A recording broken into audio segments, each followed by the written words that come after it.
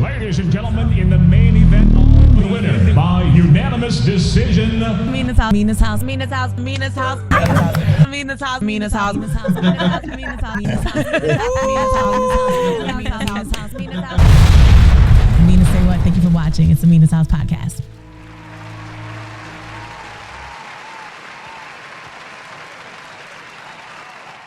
Coming to the stage, give it up for Domiiooo!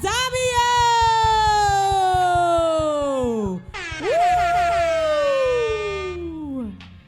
Young Money's own Domiiooo. What's up, Domiiooo? How you feeling today?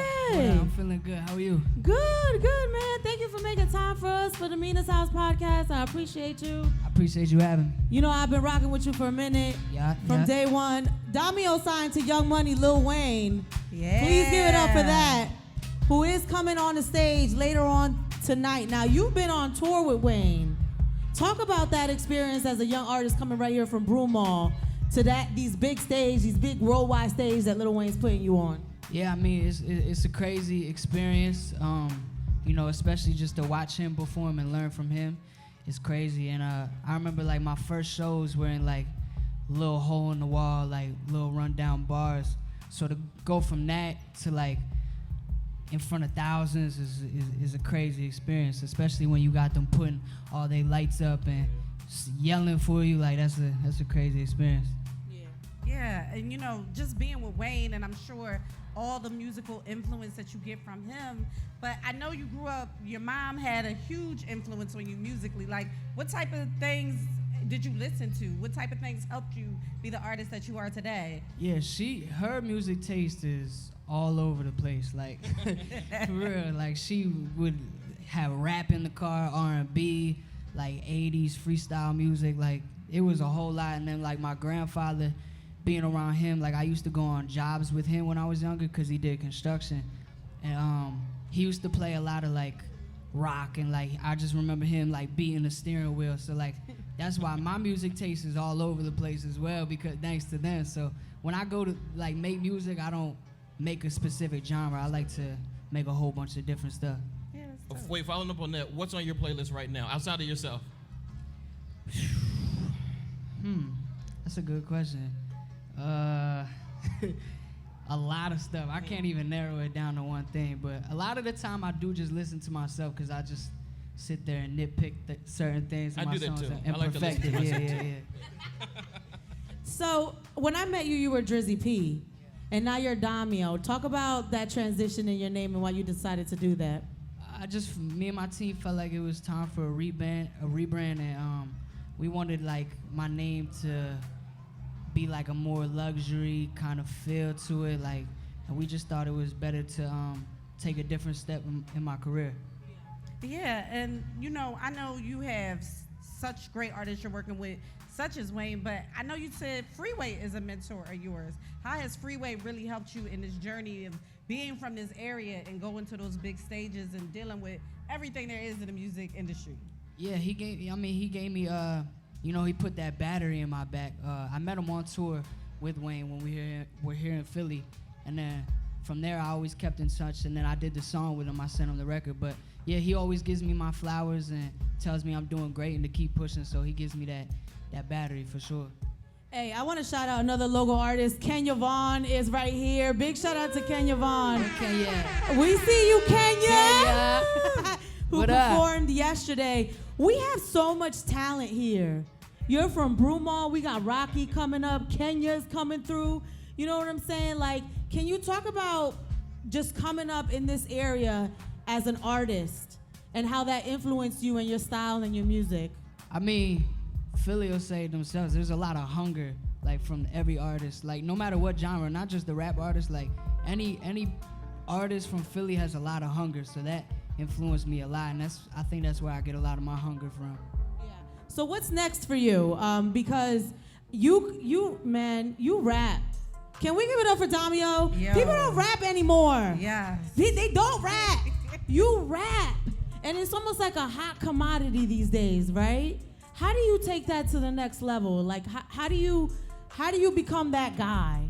You just gotta continuously study and sharpen your skills. Like, There's one thing I remember I read this thing that Michael Jackson had wrote, and he said like when he first became a solo act, he had wrote down like things he was gonna do, and he said, I'm gonna study all the greats and perfect what they did, and that's what I do. Like my manager Gidi will tell you, if I'm not in the studio, I'm at the house studying. I'm watching interviews, I'm reading things, I'm trying to grow my vocabulary. Like this shit is not just like a hobby to me. Like this is like a serious thing. Like I take this shit very, very serious. Like every single day I'm working on sharpening this thing. Like he'll tell you I go back to songs and I change the littlest things because I'm such like a perfectionist. But yeah, that's what it's all about, studying it and sharpening your craft every day. With everything going on in hip hop right now, how do you manage to keep a level-headed team around you? I just had, they're just great people. They got me more, not even just in music, just life in general. They give me life knowledge, so yeah.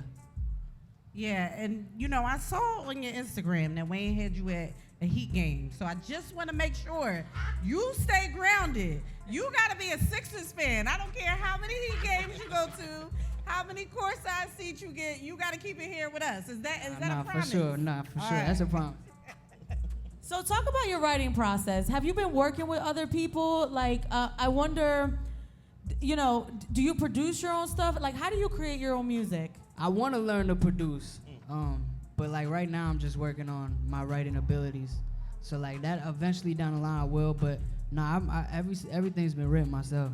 Is there a specific producer? Because I feel like there's certain artists that find that producer, like a Metro or you know, and it creates that magic where you have that relationship and you guys just make magic together. Is there someone you aspire to work with that you think can really elevate what you're doing right now? Yeah, for sure. There's a lot of big producers. I just did some shit with Street Runner, a legend, super legend. That shit's fire. I can't wait for the world to hear that. I did some shit with Cash Money AP recently. That shit was hard. My go-to producer, he's from around here. His name's Joe Venom. He's super dope. I basically just tell him what kind of vibe I'm on and he'll create from there. But I like working with a lot of different producers because a lot of producers have a different sound. That's really good because, you know, as Mina said, you want to find that one. But when I was looking through everything that you do, like you say you're getting better with writing, but you're such a dope freestyle artist. Like, it's insane. I don't think people really understand because that's such a lost art for artists these days. Like, how did you, as a young person, how did you just know that you could freestyle? How were you home practicing one day? Like, how did you just know that was in you? I mean, me and my friends used to be in the car like 3 in the morning just putting on beats and just freestyling like that. But it really came from just the bars on I-95. I remember getting the text that I was gonna do that, and I was like, shit, I gotta step up now because that's like a big opportunity. And I just practiced my ass off and just continuously just got better over time. And was that the moment you were like, I'm gonna be an artist? I don't want to do anything else. I don't want to be a firefighter. I want to be an artist. Firefighter? Yeah, because some people want to be a firefighter. When you're young, you're like, I want to be a firefighter when I grow up. Nah, I wanted to be a baseball player. See? That's what I wanted. That's what I really wanted to do. But What position? second base, shortstop. Oh, you fast then. Yeah. Something like that, yeah.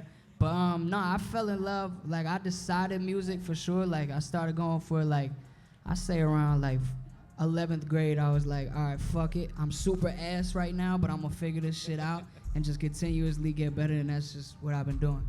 As a lyricist, how do you see like the Kendrick Lamar and Drake thing? Do you feel like there's limits when you're in a battle like that? Can you talk about people's kids and partners and then that's one question. Are there limits?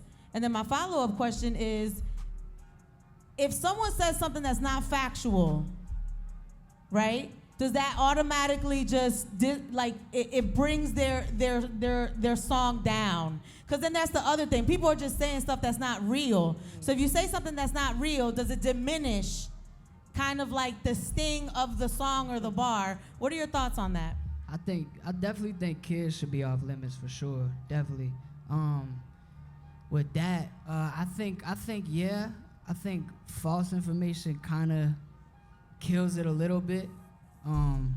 Cause obviously it's not real, so there was really doesn't make sense. But Yeah, I don't really know. I don't look too much into that. I'm so focused on myself, so I'm not really too into it. But I think what they were doing was super dope for hip hop. I think it brought a lot more eyes back to like the bars, because people were on Twitter dissecting bars, and I feel like people's attention spans might be getting a little better because they were dropping like 6-minute songs, so people were listening through the whole thing. Now, when you say kids are off limits, like what age range? Because if we beef, I'm gonna talk about your kids. I mean, if they're like super young, I feel like they should definitely be off limits. They can't fight back. Good. All right, well, look, Domiiooo is going to be turning up. Are y'all ready to see him turn up? I see on both sides like Chanel, a real stand-up like Chappelle, a real baller baby Tony Snell. I'm one for the book, so a label couldn't scare me with a shelf. I could beat it down and dress it up.